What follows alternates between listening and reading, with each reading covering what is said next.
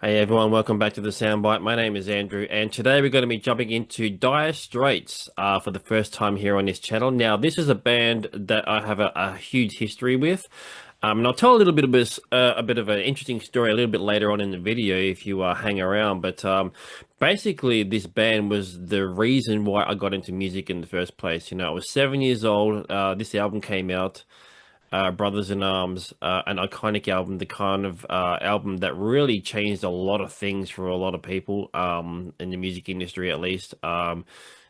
Just from a musical sort of like sort of standpoint, I guess, and also just all the fact that there was some technological sort of advancements and some pioneering done there with the Dolby Digital audio and things like that. So it was a very iconic album. The music videos as well were obviously very iconic, and Money for Nothing being one of the first videos that sort of took advantage of the animation kind of stuff as well. Again, just a lot of first and pioneering stuff that I think people just don't realize how much of a sort of impact that Dire Straits has had. But they had a huge impact on me as a kid, and Mark Knopfler's guitar playing was one of the reasons that I really got into music, and particular guitar oriented music. You know, I think up until that point music was kind of just a thing in the background, a sort of a casual sort of thing that you wouldn't pay much attention to, which I kind of feel like a lot of people in the world are like that. It's sort of music is just a casual sort of experience for them, but for some of us music is sort of like life. It's sort of like a huge thing for us, and we kind of obsessed with it and go to concerts and buy, you know, the CDs and vinyl, all that kind of stuff, you know. So Dire Straits is really the kind of the starting point for me. You know, before that it was kind of just I wasn't really attracted to any particular band. I just liked sort of some songs here and there and stuff. Dire Straits changed the game for me completely. And like I said, I've got an interesting story to share about sort of my involvement in the band themselves a little bit. Not directly, but you'll see what I mean a little bit later on. Anyway, let's get straight into this. This is Dire Straits' Walk of Life. Going to be doing the video for this because I kind of feel like this would be another one that people would be like, you should have done the video for this. So I'll kind of do it, but this is not something that's like a first time reaction. I'm super familiar with this song. It's kind of one of the first songs that I ever heard from the band. I remember hearing it on the radio, and I guess still to this day it still gets played on the radio. If if you still listen to the radio, I don't know who really does anymore, but yeah, this is definitely a massive song for the band. Thank you to Claveworks for making the suggestion and reminding me to check out some Dire Straits, and I'll definitely go down and do some more Dire Straits for sure. But they got a great sort of catalog as well. You know, it's such a great number of songs to choose from. It's going to be difficult, definitely. But let's start with one of the biggest ones that a lot of people know them for, Walk of Life.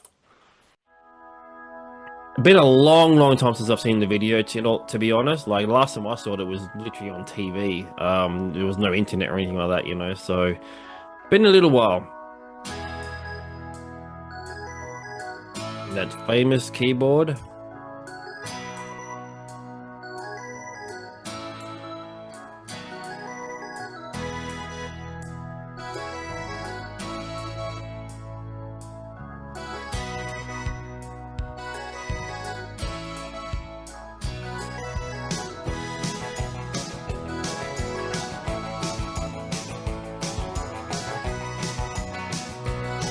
The interesting thing about this song is there's a bit of a sort of country sort of aesthetic to it a little bit with that sort of guitar part. Kind of makes sense because you know, Mark Knopfler kind of went on to do a lot of bluegrass type of stuff, you know.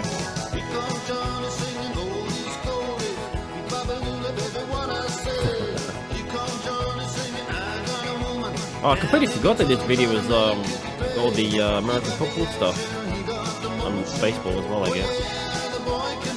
American sports in general, by the looks of it. Yeah, I can't remember this video at all. It's been a long time.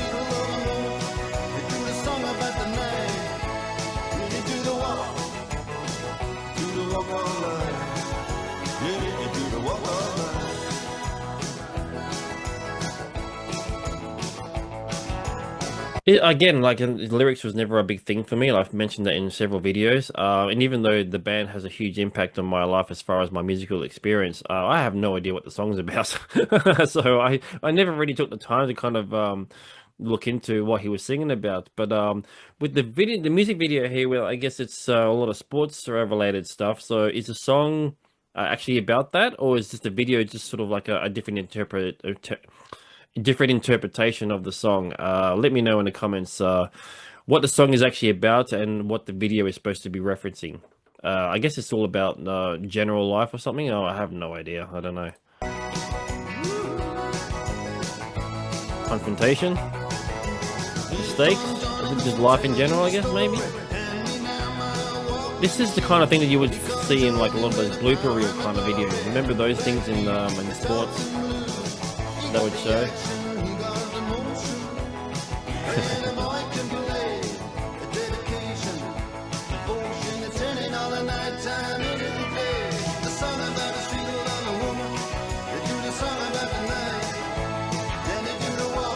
That's Chris White there. That sort of ties into the story that I'm going to share in a minute.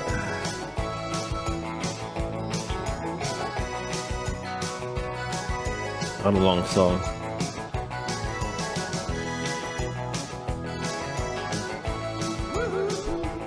Ooh.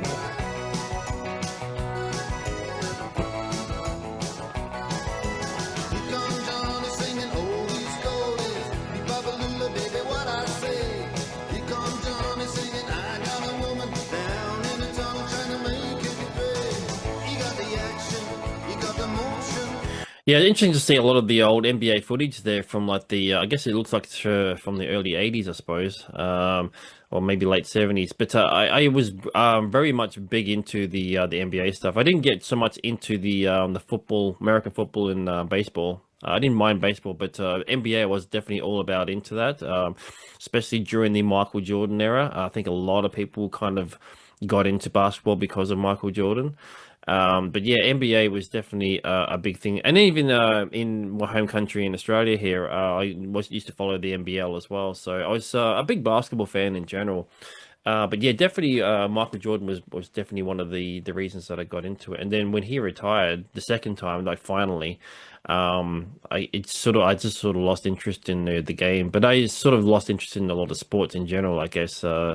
And that was kind of where music sort of just took over my life completely, and just wasn't interested in anything else. I just wanted to be all about music. So it's really cool and trippy to kind of watch the video for this. I really don't recall this video at all, but I know that I remember seeing it on TV because I remember hearing the song on TV and stuff. And I remember sort of vaguely seeing some of the performance part of the video clip here. But I completely forgot about the fact that there was all like sports stuff in here in the music video here. But yeah, it's very interesting. I'm intrigued to see why this song is all about the sports stuff in here in the music video. Let me know, like I said before, like what the story is behind that.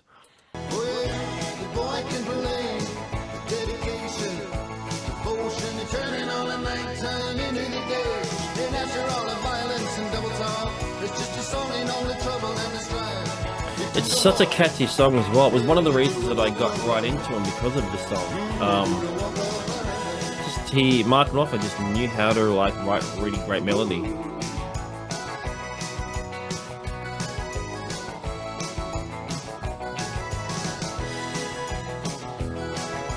This one fades out as well, if I remember correctly.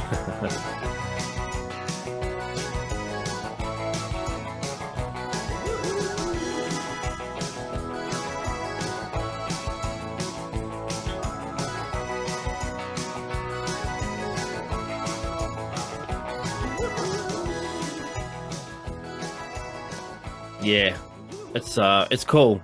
It's definitely brings back a lot of memories for me because like I said, this band was really the reason that I got into music. So going to that story that I sort of alluded to earlier. So my sort of semi whatever involvement you could say with the band or my connection or whatever is back when I was doing interviews in the sort of media game, I got a chance to talk to Chris White, who was the saxophone player in Dire Straits.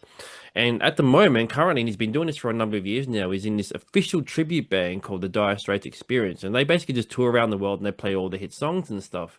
And I've seen them twice. And that's fantastic. They were on point. I don't remember the guy's name, but the guy that does Mark Knopfler's parts sounds exactly like him. It's amazing and just so authentic. But I remember interviewing Chris White for the first time. This was like a number of years ago now, and I told him the story about how Dire Straits was the reason that I was doing this, doing the media stuff and the interviews, and it was really the reason that I got into music. And kind of went on about that, and he was kind of blown away a little bit, I think, by the fact that I had such a sort of deep sort of history with the band, and I think he really appreciated that. Anyway, we got along really well, had a great interview. Second time around, a couple of years later, they were even promotion for another tour in around Australia, and so I got a chance to talk to Chris White again. I brought up the first interview and said to him, "Do you remember me mentioning that your band was basically the reason I got into music?" He remembered, and we sort of had a good laugh about that stuff. And then by the end of the interview, we sort of talked about a bit more about sort of my passion for the band and stuff. And he sort of suggested, okay, how about we sort of meet and we can sort of hang out and chat and stuff like that. And I said, yeah, definitely. So through sort of like was a lot of back and forth with like tour managers and things like that. We sort of made it work. They invited me backstage and got a chance to meet Chris White and the rest of the band as well. And it was such a full circle kind of moment that still to this day, this was like maybe 8 years ago or something like that when it happened. And it was just an unbelievable experience. So grateful for it. And just Chris White, it really is just an absolutely tremendous, one of the nicest guys I've ever met as well. And such an easy guy to talk to, such a laid back kind of guy. And some of the stories that he used to share as well, with the band from back in the day and stuff was amazing. Just some of the things that they did on the road and some of the shows that they did and just how big the band got as well. It was really interesting to hear him talk about all that stuff. But to actually just to hang out with him and talk to him in person and sort of hear those stories as well. But just sort of vice versa. I mean, he was kind of very, very appreciative of the fact that someone like me who, was sort of like a big sort of dedicated fan. And especially considering, because I think I mentioned a couple of times that my sort of journey with music has kind of gone all over the place to the point where most people who know me now would never even think that I was a big fan of Dire Straits because I kind of, obviously sort of listen to a lot of like, heavier kind of music. But people don't really know that my musical taste is kind of varied and open, and that's why I sort of started this channel because I wanted to discover even more music out there and sort of see what's out there and see really like how sort of different that I can sort of go in direction wise. But but I always kind of go back to Dire Straits. Like I still listen to their music to this day. And it's just, like I said, the reason that I got into music and just a really cool moment that I got to share with the band like that. Chris White being obviously one of these sort of the main sort of guys in the band from during the height of their career, and just amazing. And obviously he plays saxophone, and obviously there was no saxophone in this particular track here on Walk of Life.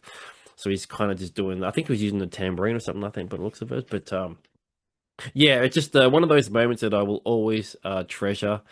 And I don't know, maybe next time they sort of come down my way, maybe we'll meet up or something like that again. So anyway, that's my little sort of connection to Dire Straits right there. Anyway, thank you for tuning in as always. Please subscribe if you haven't. If you have, thank you very much. It really does help the channel. It's been fantastic. We're sort of slowly getting up to some good numbers and stuff. It's really, really cool. And interesting to sort of see how all this stuff works as far as like, the algorithms and all that kind of thing. So it's been a bit of a learning experience. Anyway, I'll see you in the next video, hopefully.